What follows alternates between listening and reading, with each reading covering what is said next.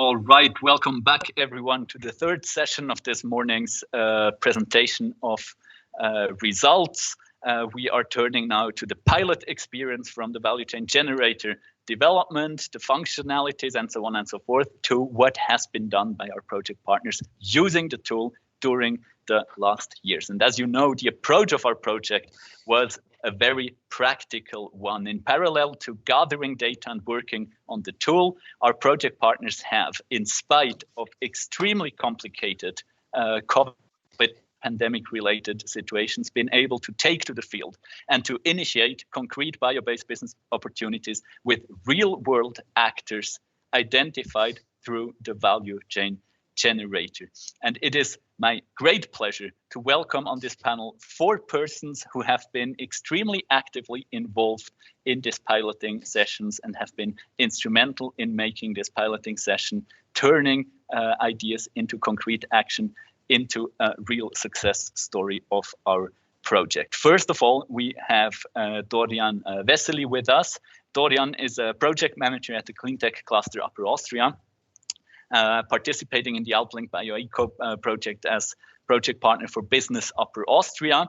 And he was the lead partner of this piloting phase of the project, leading the piloting phase, steering this piloting ship through the complicated pandemic, and extremely instrumental in making it a success story. Second, we do have Mr. Udo Eckloff. Udo is a very renowned plastics expert at Innonet Kunststoff of the Technologiezentrum Horb am Neckar in Baden-Württemberg.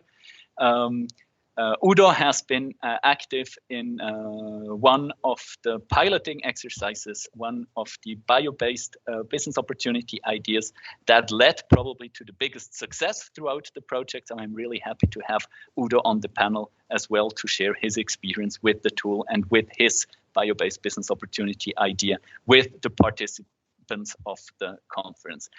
Third, we do have Professor Manuela Romagnoli, wood technology and harvesting professor at the Centro di Studi Alpino and the Department of Innovation in Biology, Agri-Food and Forestry of the University of Tuscia.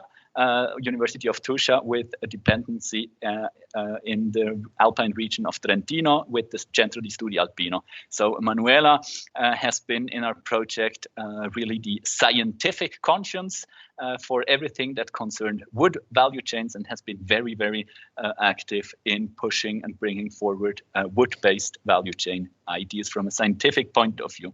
Last but not least, great pleasure to introduce to you someone who has not been a project partner, but has been involved in the project as an observer, Patricia Giraudy, director of Novachim, a cluster uniting actors from chemistry and the materials sector based in southern France, observing our project since its beginning and one of our most active observers in actually helping us to turn ideas into concrete action. And I would like to turn now to the next example represented by Manuela Romagnoli. Professor Romagnoli, are you with us? Yes, I am ready. Perfect. So your example has actually been mentioned very extensively as well. The importance of biorefinery in the bioeconomy world is absolutely undisputed, and you're one of the specialists from a perspective of wood-based value chains in this field.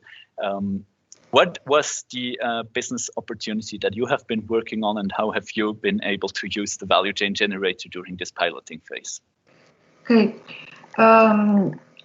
We started from the point of view of a primary production, so for the feedstock.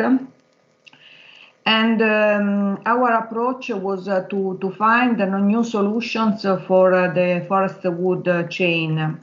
I must confess, I really think that all Alpine area in general and all the regions which were involved in the project are already a model for the forest wood chain, and they have already an approach by the bioeconomic point of view.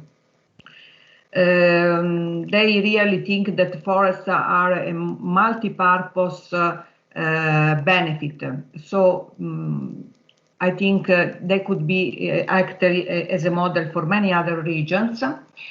Nevertheless, we thought that we could add more high value in a circular economy approach, because actually in forest wood chain, the most part of residues are used only for bioenergy. So they are sent directly in heating plants.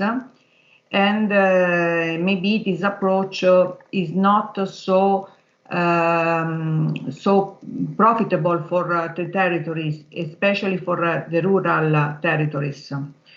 So we tried to translate research in practice and to find the chance to boost and to develop the new opportunities in a biorefinery, and to use lignocellulosic biomass to have solvents, varnishes, textile, bioplastic, and so on. As a first, we tried to find the right actor in our national border. We could not find, because even if Italy is really in excellence in pilot plants and in biorefinery, they don't use lignocellulosic feedstock.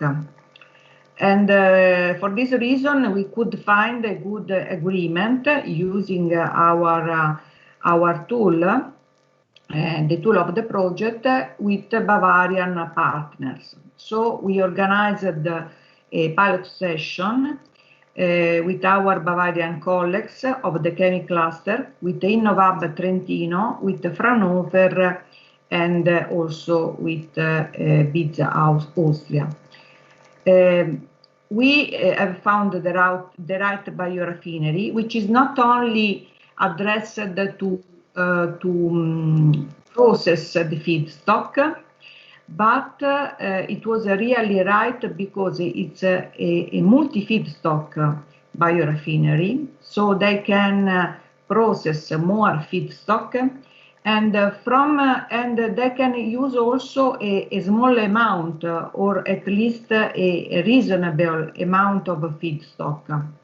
So from the point of view of sustainability, and especially in order to do not stress the value chain, that is really important, because we don't need to stress so much feedstock supply. In our pilot session, we invited also political stakeholders and some stakeholders who are already involved in a platform which exchange wood feedstock. So it's like a sort of a platform of supply and demand of wood feedstock. And so they knew the chance to disrupt lignocellulosic biomass and to give origin to new materials with high added value. So this was just the first point, the beginning of our BioLink, because there is now the chance to give origin to new wood value chain, which can be more profitable for the territories. Grazie, Manuela, grazie. This is a wonderful example of how this cross-regional spirit of our project could be translated really to the level of the concrete work that we did with partners from different regions, in this example from Bavaria, from Trentino, from Alto Adige, and from Upper Austria, together into discussing opportunities for new bio-based value chains, cross-regional value chains across the Alps, really one of the biggest objectives of our project, for which our value chain generator has certainly contributed to overcome these barriers quite a bit.